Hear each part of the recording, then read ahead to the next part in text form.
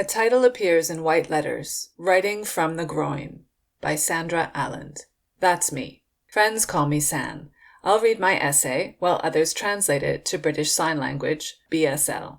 Cut to a white woman with long brown hair. She signs, "Hi, I'm Yvonne, the BSL interpreter for San's essay, Writing from the Groin," or /and, how non-disabled, CisHet, moneyed white people lock themselves into mediocrity.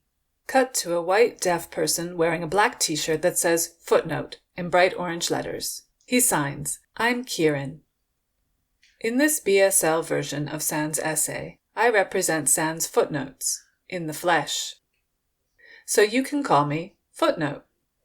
Footnotes, or asides, are information and explanations at the bottom or side of English texts.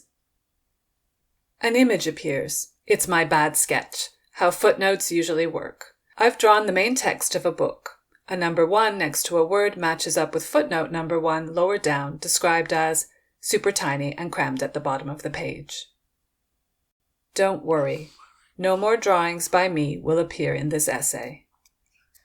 Back to you, Footnote. He signs, San's essay has multimedia footnotes that are hopefully more useful and fun than usual footnotes. When I appear and address you, I'm San's thoughts. Or I introduce video footnotes from other disabled and deaf writers.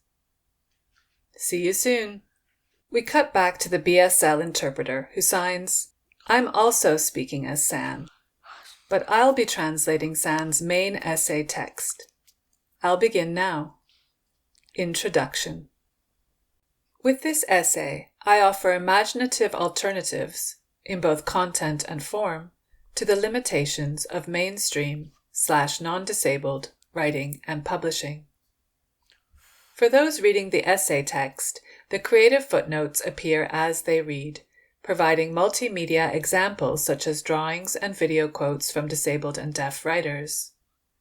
There are also summaries of my ideas in plainer language. While some people are reading the text silently in their heads, I'm reading it aloud in this video. While others are listening, some people are following in BSL. You might not use the audio. You might not read the plainer language. But I'd like to remind you these things are happening, and ideally, they'd always be happening. For those reading or watching in BSL, my voice is of medium pitch. People have described it as soothing, which isn't so useful when getting a point across, haha. In the UK, folk tend to say my voice sounds Canadian maybe, while people on Turtle Island say it's kinda Scottish, which I find complimentary but hilarious. Footnote jumps into frame and signs, "It's footnote time." This is where the first footnote appears in the online essay. Text in a box reads, "For geographical clarity, I mention well-known place names in the United States and Canada." A reminder that these settler cities are on the stolen indigenous lands of Turtle Island. Back to the main text. If I were visible in the video or text, some people might notice these things.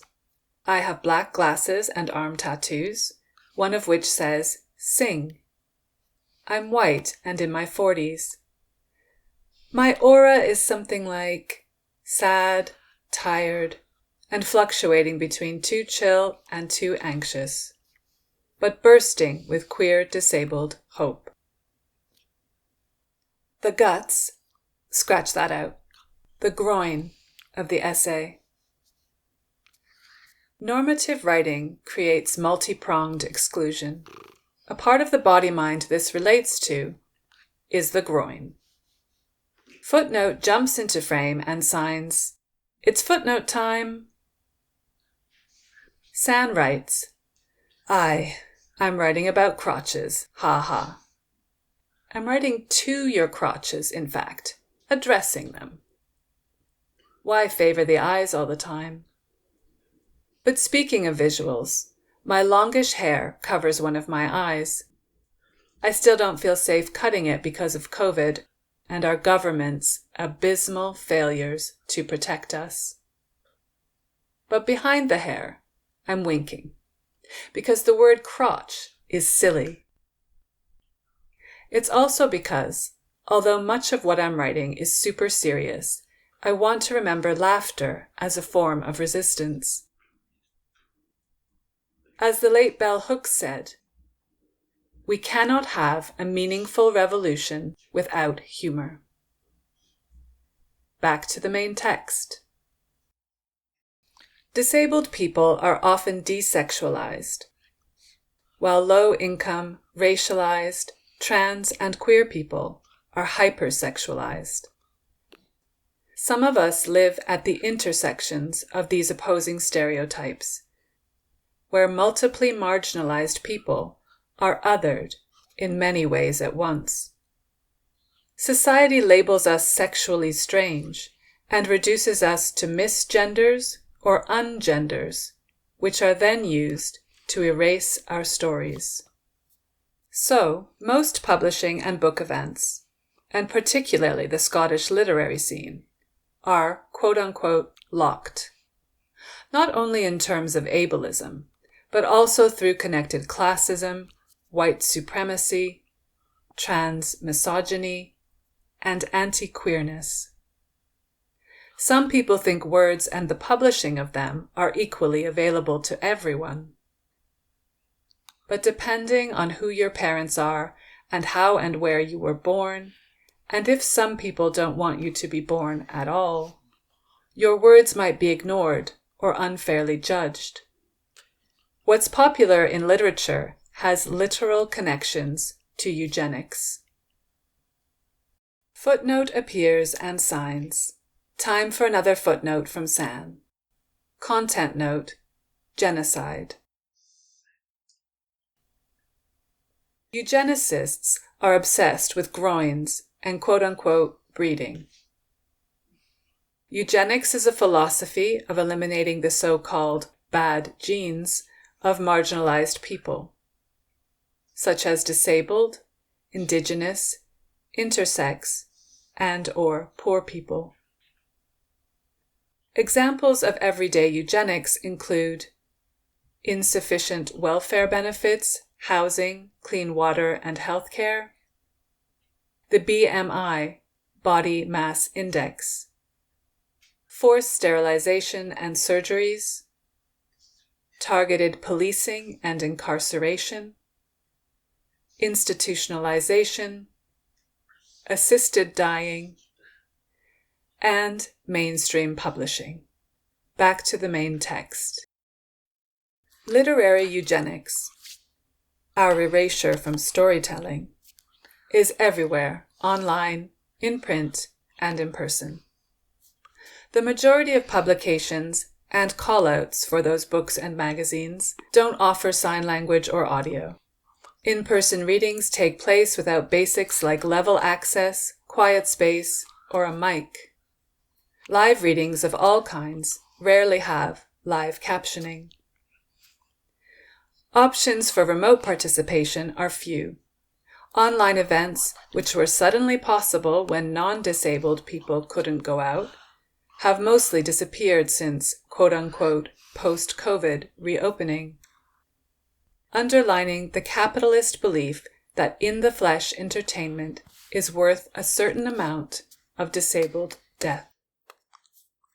Content note for coronavirus data in this footnote. An image footnote appears of statistics from coronavirus.data.gov.uk on 2nd February 2022. It shows 534 new deaths in the UK and a total of 178,488 deaths since the start of the pandemic. Even when events do have access, they happen in quote-unquote real time, and therefore remain closed to a lot of disabled and ill people. This can be because of limited scheduling of accessible performances, or because it's not possible for some of us to maintain attention for 3 hours, even online. Canadian writer Alex Haggard brilliantly describes such exclusion in Notes on Temporal Inaccessibility.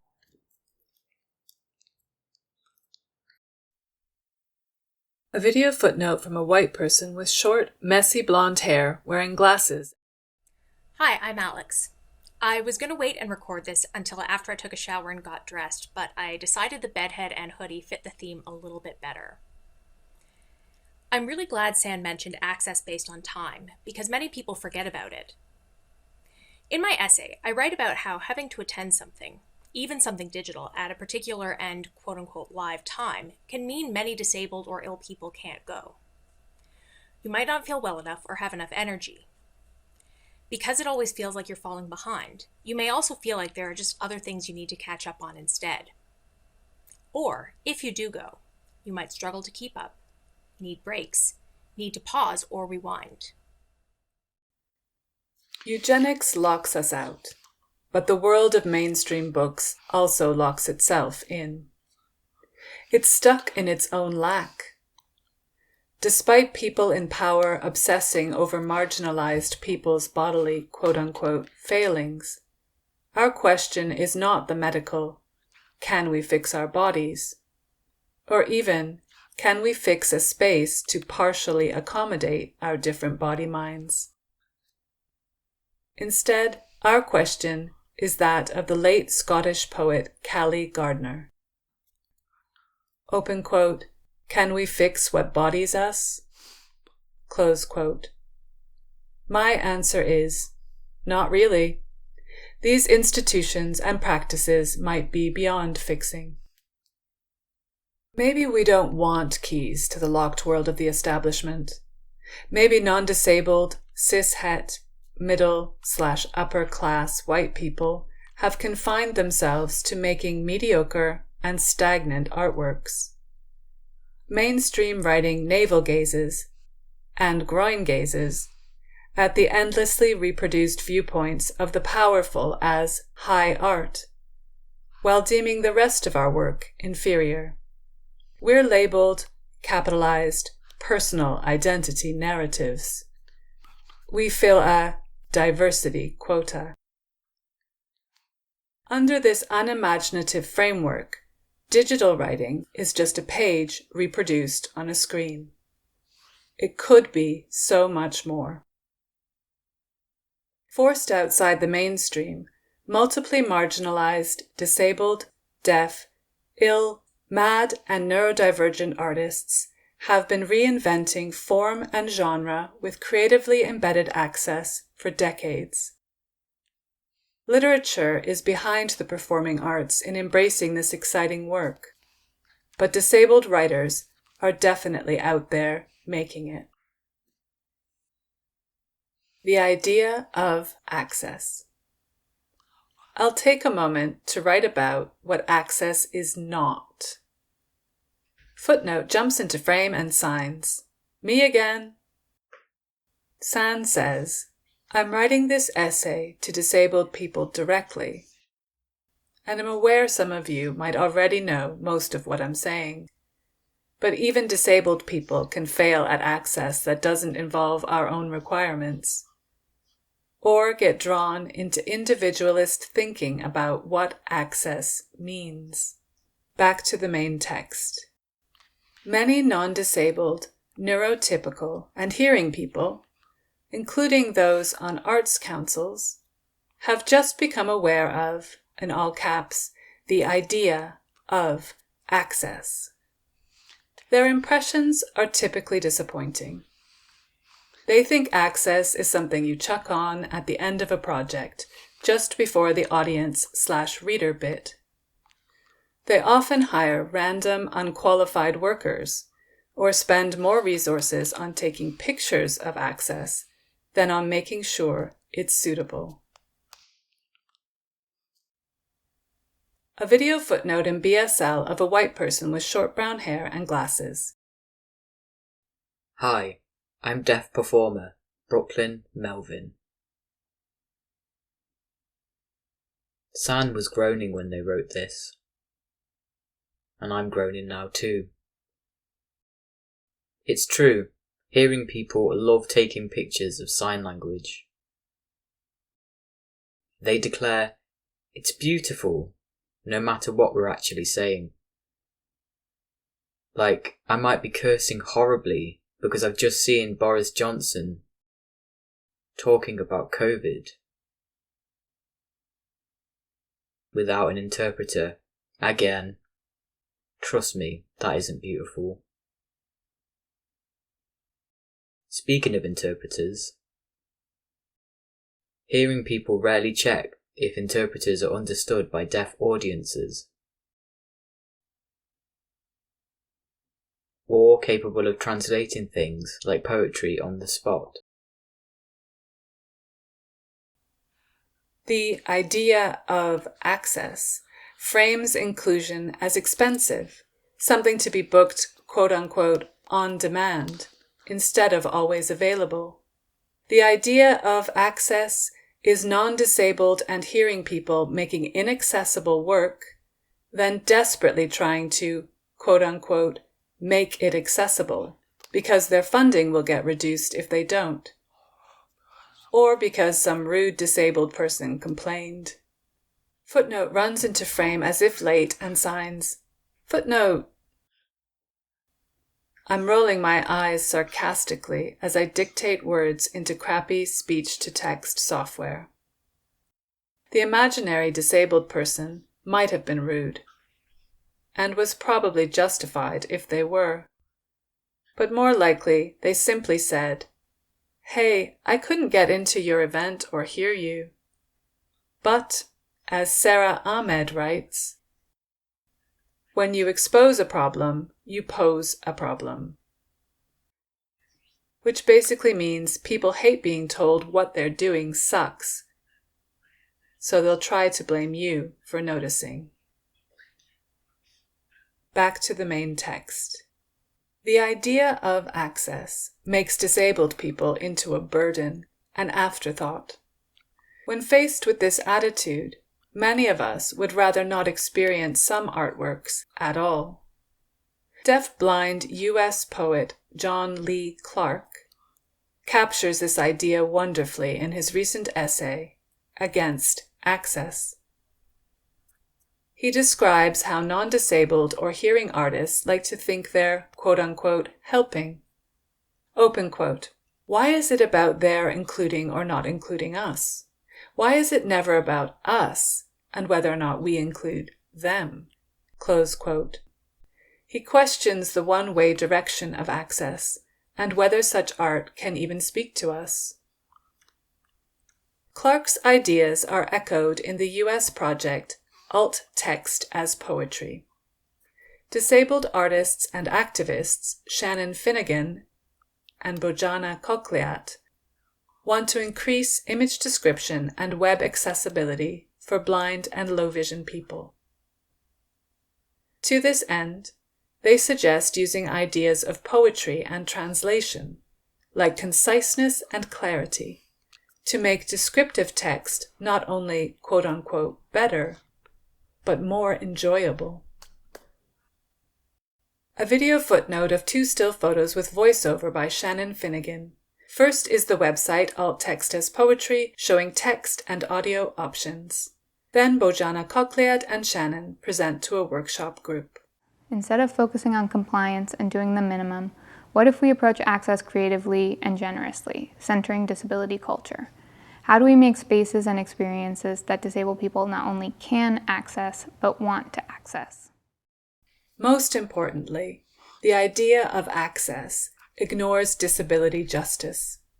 Disability justice, or DJ, is not, quote-unquote, justice for disabled people, as in a single-issue civil rights struggle that ends when there are ramps everywhere.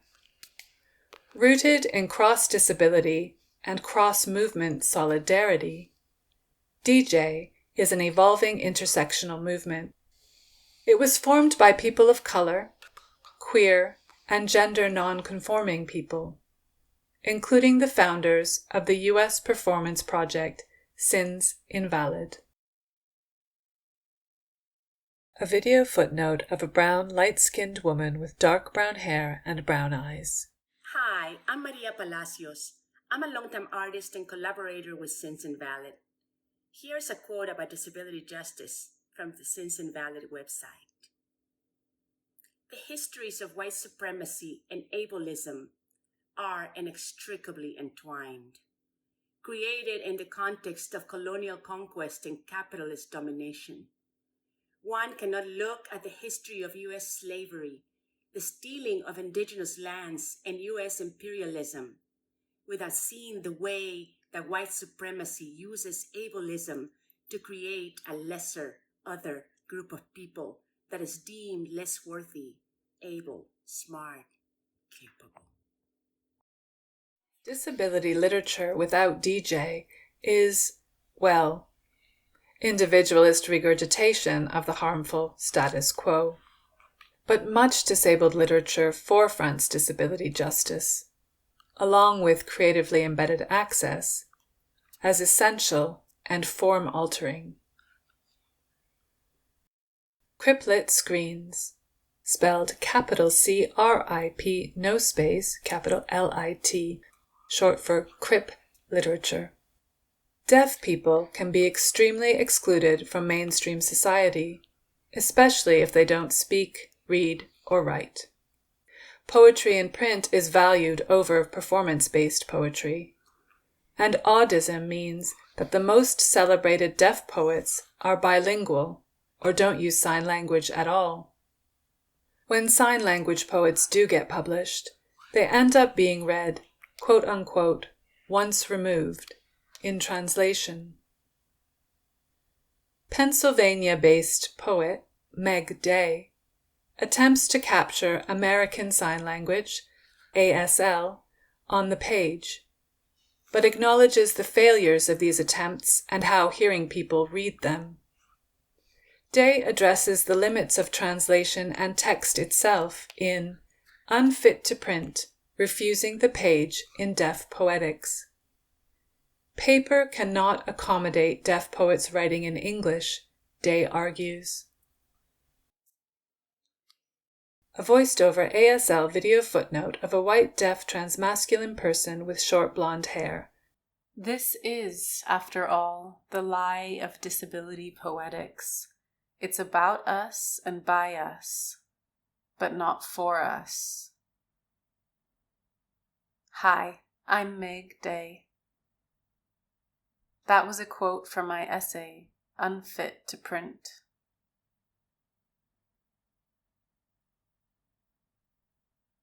Another quote. What is the English text of a deaf poet but printed media that references something else? Something larger that might, if used as such, expand the reach of such making. In contrast to the non-accommodation of text-based publishing, film poems by deaf poets often have captioning, whether the creator speaks or signs the poem. Some sign language poets additionally provide audio. And vice versa, a good number of deaf poets who speak their poems choose to translate to sign language, even if they don't use it themselves. Deaf poets working in film win hands down as leaders of embedded access. Pun intended. Footnote jumps into frame and signs, "Miss me?" San writes, I'm not sure if this expression, hands down, exists in BSL, so now Ciaran is having to try to translate this joke, which will likely make it more unfunny than it already was. True, San, it's pretty awful, but the idea translates roughly as deaf people are way better at integrated access than hearing people.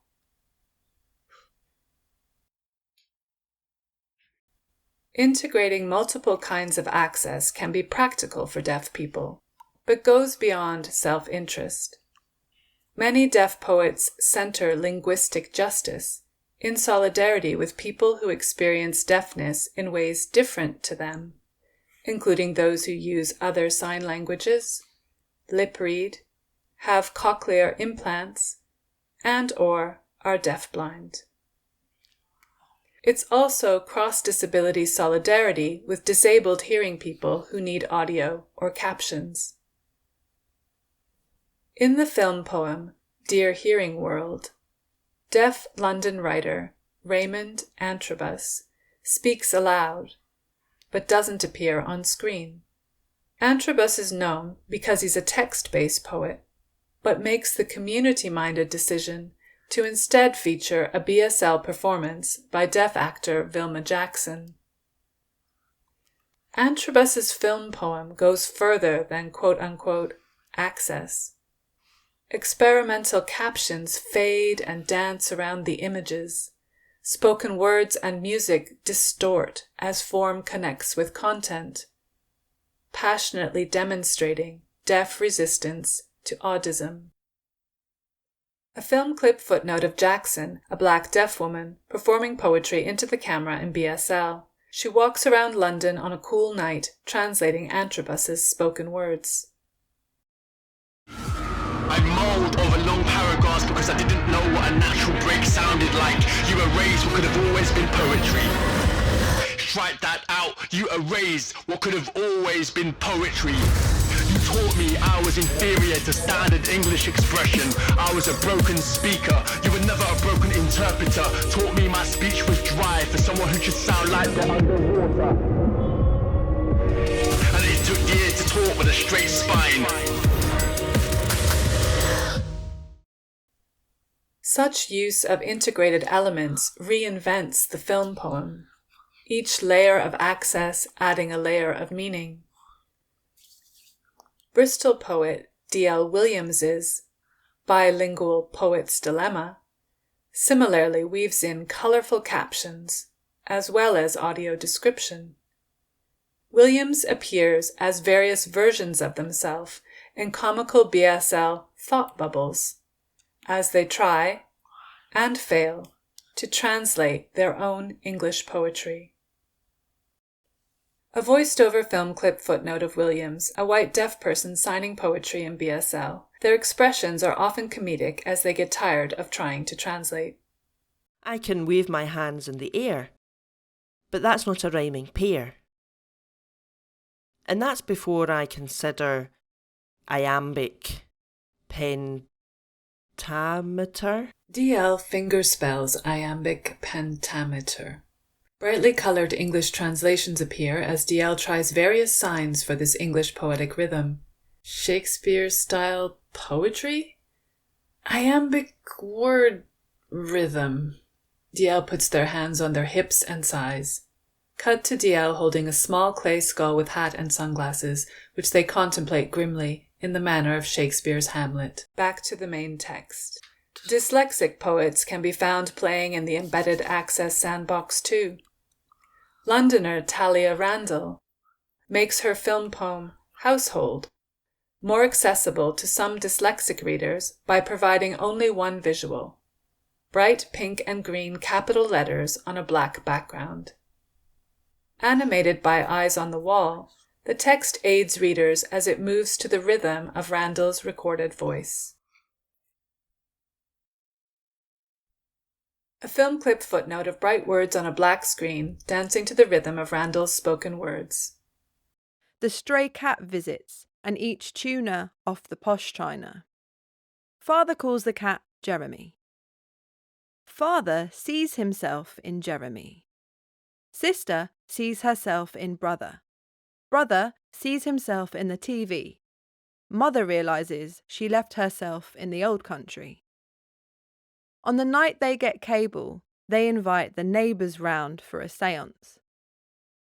Deaf performer Mia Ward's BSL version, which follows the text, takes 6 minutes longer than the English, showing the challenges of quote-unquote in-time sign language translation. Randall's choice of 2 versions also highlights that having many things on screen can be confusing for dyslexic, learning disabled, and neurodivergent people, complicating notions of what access means.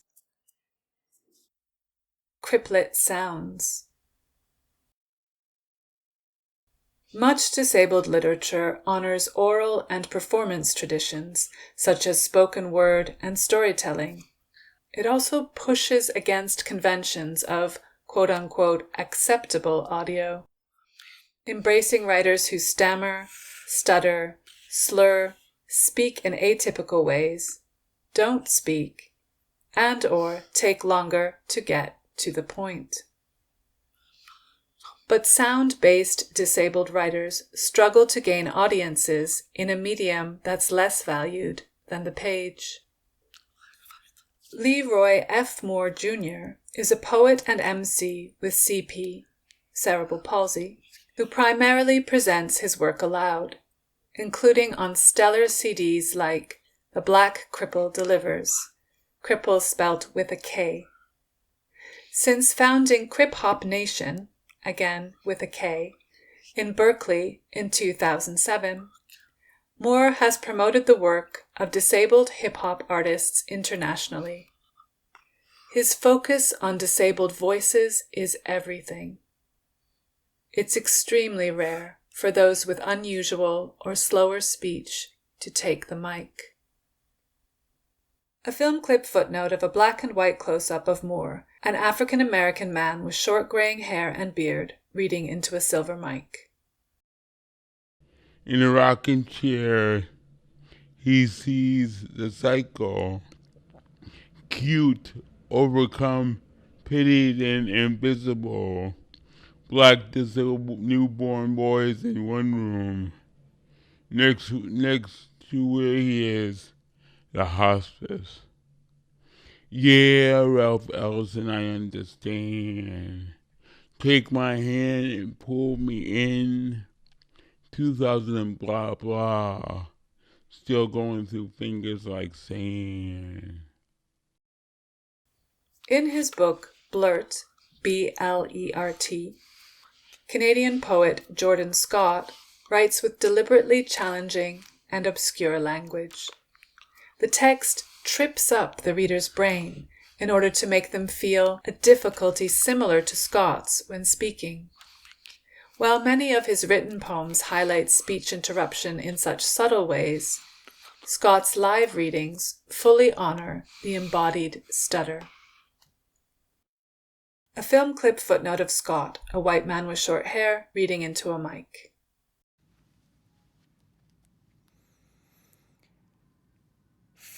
Fable.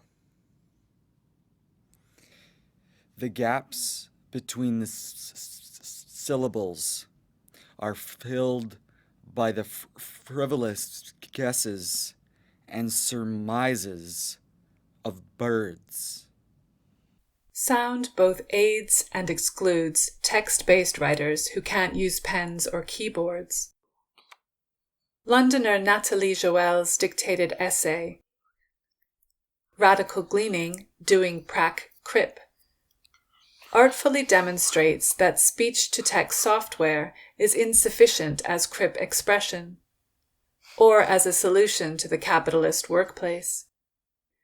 Poetry dictation collaborations from the 2010s, like my Naturally Speaking and Fleur Adcock's Dragon Talk, engage the frustrating, funny, and ableist failures of technology meant to assist with physical impairments. The writing of atypical speakers and composers is hardly ever published, and its creators are featured even less often on stages or podcasts.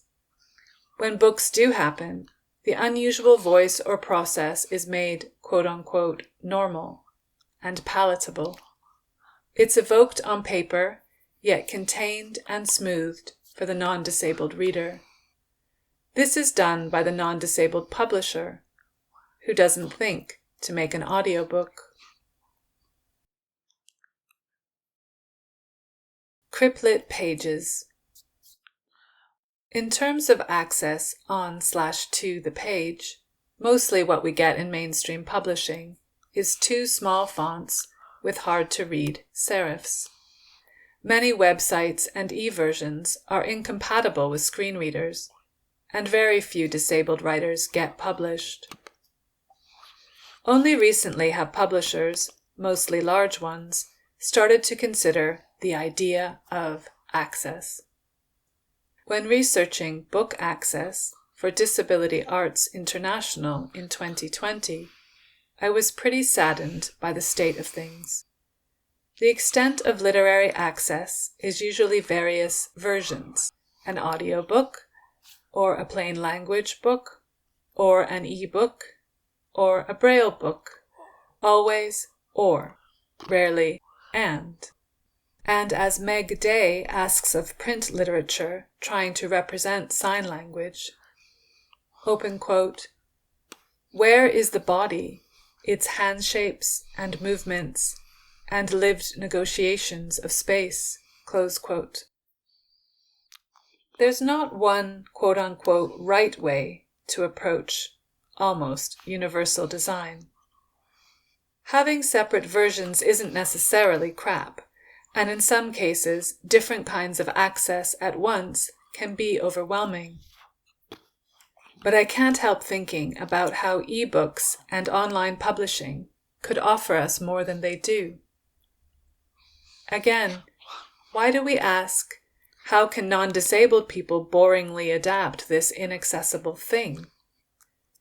I'd prefer to ask, what can we make differently that can be enjoyed in specific Crip ways? U.S. literary journal, the Deaf Poets Society, burst online in 2016. Their founding manifesto celebrates the revolutionary potential of disabled, ill, neurodivergent, and deaf writing. One fab thing they say is, open quote, we're here to write literature, close quote. And that's not a typo. It's RIGHT, to make literature right. A video footnote of a white woman with long dark brown hair and glasses in English with some ASL. Hi, I'm Sarah, one of the co-founders of the Deaf Poets Society. Here's a quote from our manifesto. We aim to create a literature of a society with a different center, where the writer with a disability is not literally seated on the floor of the writing workshop while others are seated at the seminar table, where the writer with a disability does not spend years telling stories that make others comfortable and themselves invisible.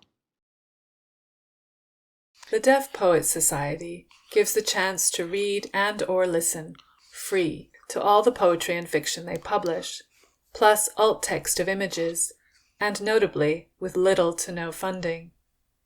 In 2020, disabled-led Word Gathering, a journal of disability poetry and literature, managed to upgrade to a similar text and audio format. This kind of easy-to-do access seems limited to cash-strapped deaf and disabled publications, and is still not widely available online. Books have an equally recent and spotty history of inventive or embedded access, again only existing because of the advocacy and or underpaid labor of disabled editors. But our communities persist despite barriers like higher costs, and we acknowledge that access also means affordability. In 2017, Kairani Baroka, Daniel Sluman and I co-edited the small press UK print and ebook anthology, Stares and Whispers, Deaf and Disabled Poets Write Back. Stares spelled S-T-A-I-R-S. In collaboration with the poets and essayists, we created free online audio descriptions, recordings of writers reading their work, and captioned film poems in BSL and English. The book's URLs can be typed or dictated into a search engine, or clicked from each page in the ebook. The following year, San Francisco's community-focused Disability Visibility Project gifted us with more indie inventiveness. Editor Alice Wong published various text formats of her fab ebook, Resistance and Hope, Essays by Disabled People. And if you want to listen for free online, you fast forward to the listed time of each essay in a single track, as opposed to searching individual tracks like in Stares and Whispers. A footnote screen grab of the Resistance and Hope Google Doc listing timestamps for the audio track. It shows beginning and end times for each recording. For example, 0 to 37 seconds, image description of book cover, and 12:09 to 34:05, Rebel Don't Be Palatable by Lydia Exed Brown. In 2021, another micropress labor of love arrived in London. Edited by Sophie Stone and Lisa Kelly, What Meets the Eye, The Deaf Perspective, offers links to free online videos featuring BSL translations of its printed poems and stories. Disabled-led publications are exploding access in ways that establishment literature just isn't. Entities that embed, forefront, or connect to audio visuals are few but growing.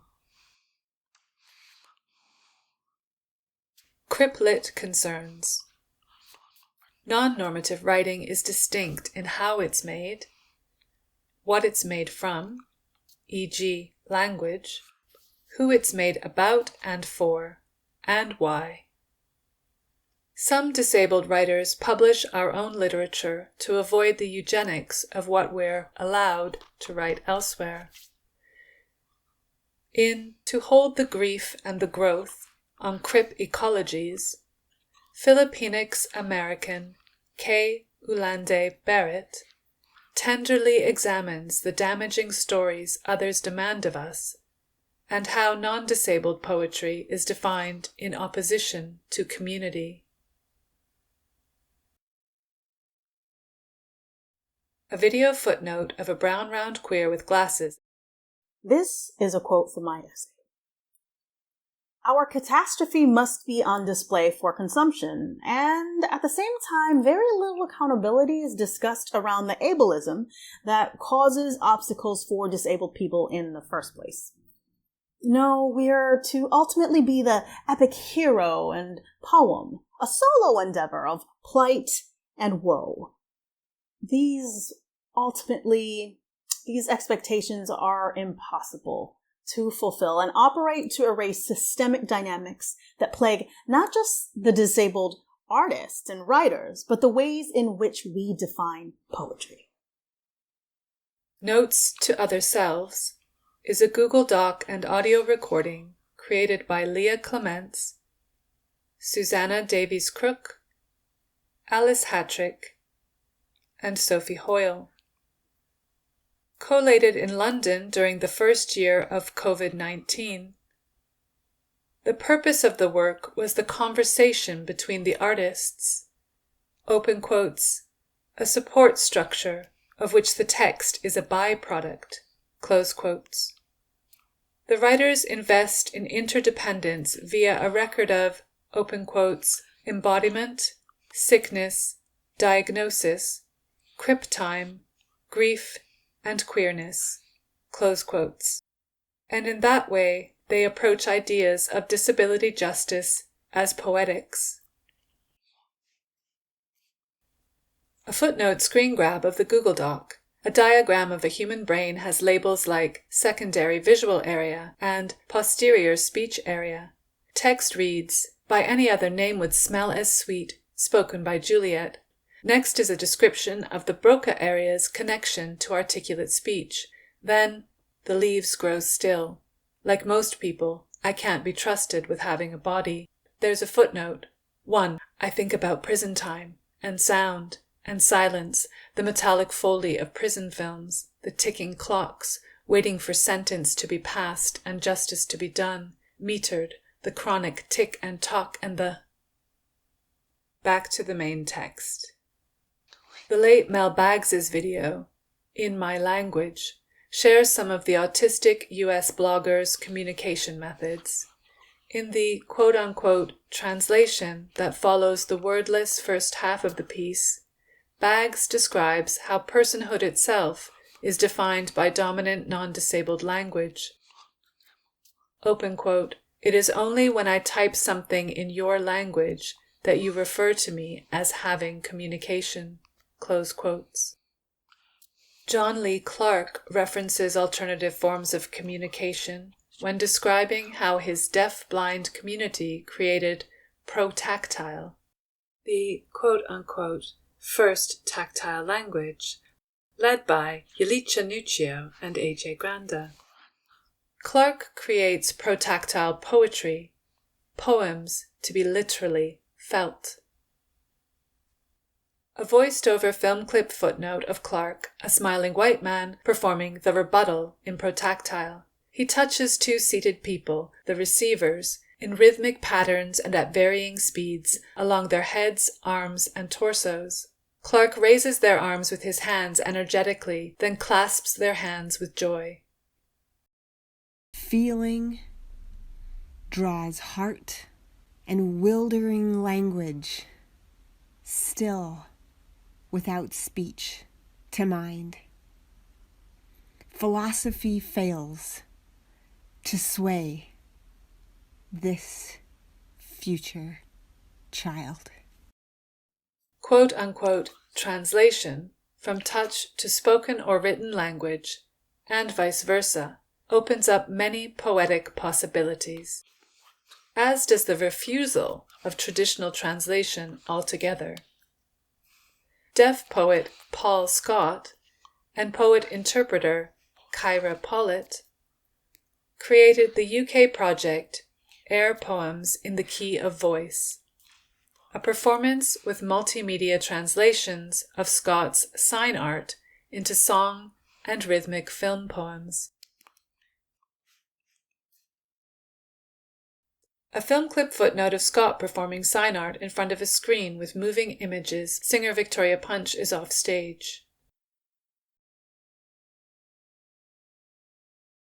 Kyra Pollitt's sketch of numbered boxes arranged as a score. Then we cut to the performance.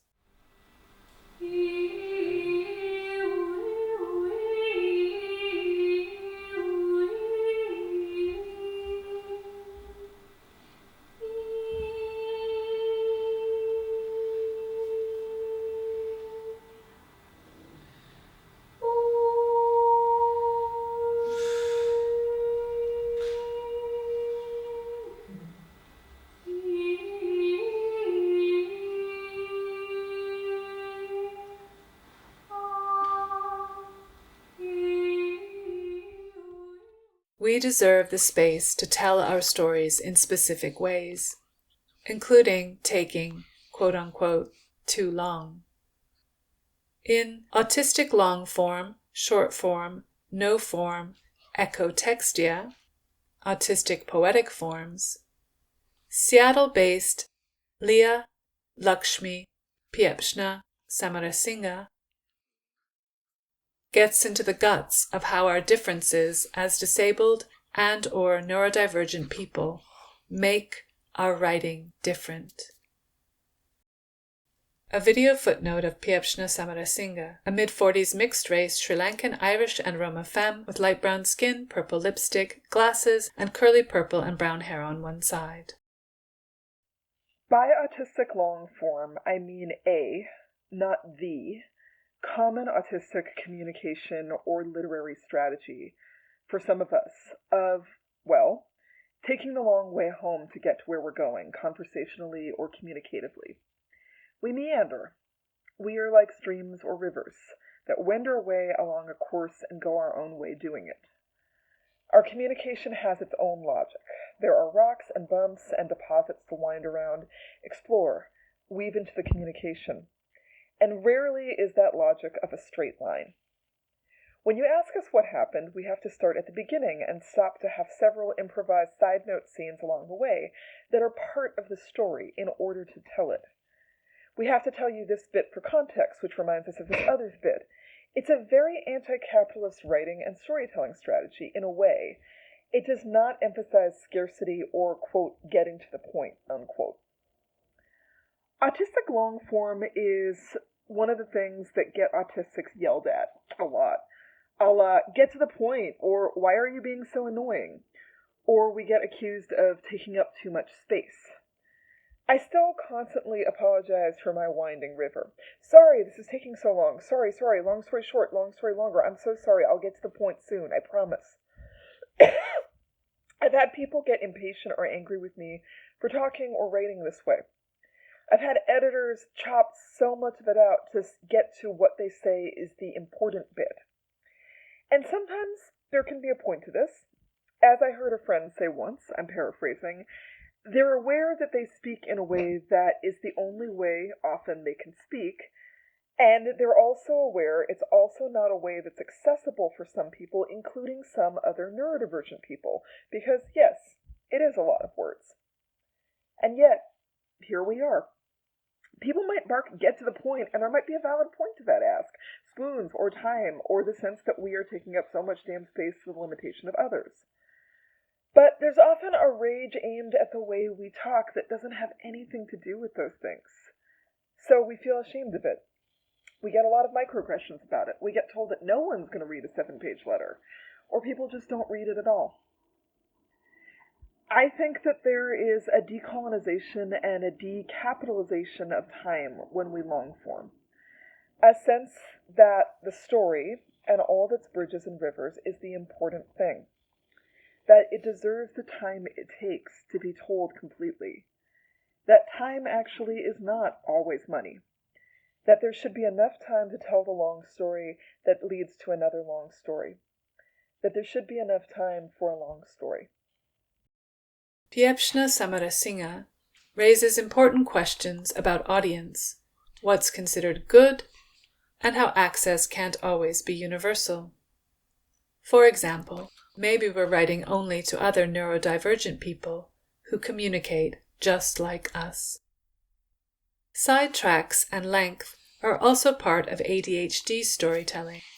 Omaha's Danny Donovan explores this in a humorous graphic form with her ADHD comics. A footnote of Donovan's colorful diagram on a black background comparing non-ADHD and ADHD storytelling. Non-ADHD has 2 boxes, start of story, then a short arrow to end of story. ADHD storytelling has lots of boxes. There are detours and complicated paths. Labels include pre-story prologue for quote-unquote context, semi-related side story, what was I talking about, wrap story up and finally get to the point, and apologize. Back to the main text. Rooted in a different Crip time, Florida-based poet, the cyborg Gillian Weisse, addresses quote-unquote cyborg writing. Communication changes according to, open quotes, leg on / leg off, lean in / lean posture, in pain / on pain relief, close quote. Cy's work explores how formal aspects like grammar and length can be altered by pain, insufficient and abusive medical services, and exhaustion. A footnote screen grab of a tweet showing an ad with a person lying down on a heated neck stretcher traction device. A slanted video follows of the cyborg Gillian Weisse, a white disabled dominatrix with a purple bob. Cy reads the tweet while propped up on the same device. Advertisement. If you're in bed with neck pain, you might like this. I like this very much. I do not use as shown. I use to sit up. Something holds my neck. Heat is good. Pain means short sentences. This is cyborg writing.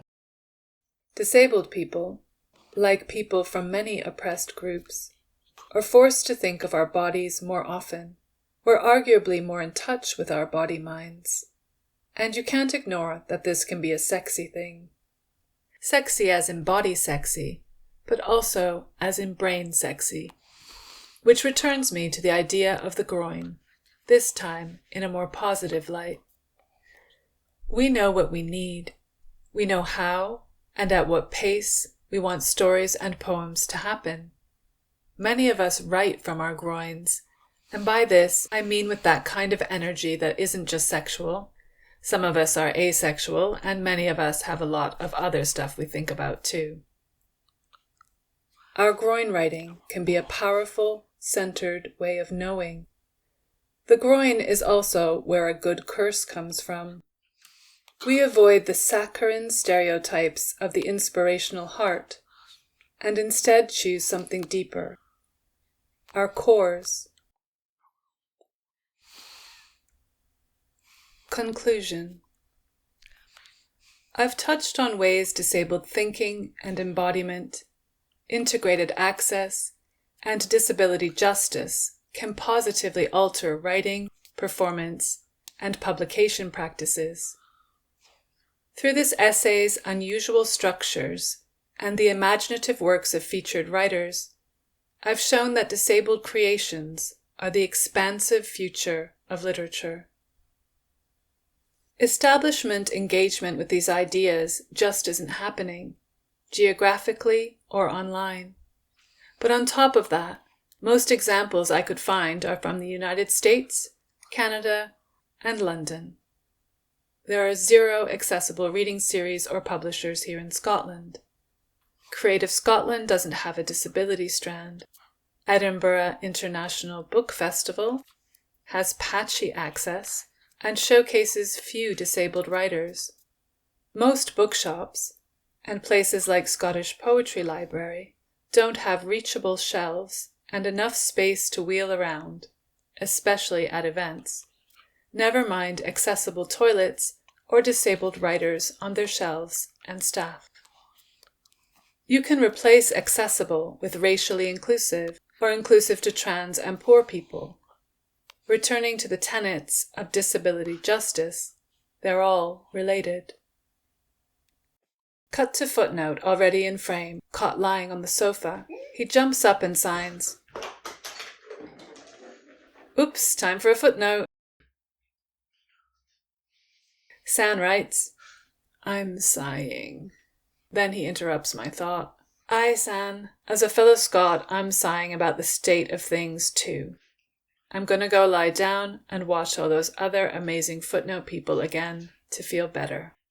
Back to the main text. Despite me dragging Scotland, I need to acknowledge the low population and high poverty here, as well as the fact that I gained much of my Crip knowledge from other Scottish disabled people. We are here doing things, we're just not paid attention to or funded, despite our capital city being an official city of literature. The real point is that no place is doing well, because no nation-state recognizes human value beyond profit. While institutions everywhere remain steeped in the eugenics of imperialism, white supremacy, and classism, there can be no disability justice. Applying the idea of access to colonial frameworks gives us neither inclusion nor access. But as disabled activist Mia Mingus suggests in Disability Justice is Simply Another Term for Love, the goal is to build our own tables and beyond tables, instead of fighting for a seat at super uncomfortable ones. A video footnote of a Korean person with long dark hair and glasses. Hi, I'm Mia. This is a quote from my essay. I don't just want technical and logistical access. I don't just want inclusion. I want liberatory access and access intimacy. I don't just want us to get a seat at someone else's table. I want us to be able to build something more magnificent than a table, together with our accomplices. I want us to be able to be understood and to be able to take part in principled struggle together, to be able to be human together, not just placated or politely listened to. Let's be done with peering into the locked keyholes of power. Let's not squeeze into literary molds that won't accept our glorious shapes. Instead of clumsily adapting inaccessible work, or hammering away until a reluctant and indifferent literary scene meets even a few of our requirements, we can create entirely different and more radical genres and forms right now. We can realize our dreams for a better future, filled with exciting, groin-tastic writing. And let them come to us. Credits. Essay written and read by Sandra Alland. AD and footnotes, San and guest artists. BSL translation, Yvonne Strain. BSL footnote translation, Ciaran Stewart. Captions, Jack Guariento and A.B. Silvera. Yvonne filmed by Conor O'Toole. Thanks, Gloria Dawson, Matson Lawrence, Amelia Beatrice, David Ellington, everyone at Birds of Paradise, all the guest artists. Commissioned by Birds of Paradise Theatre Company as part of Locked World.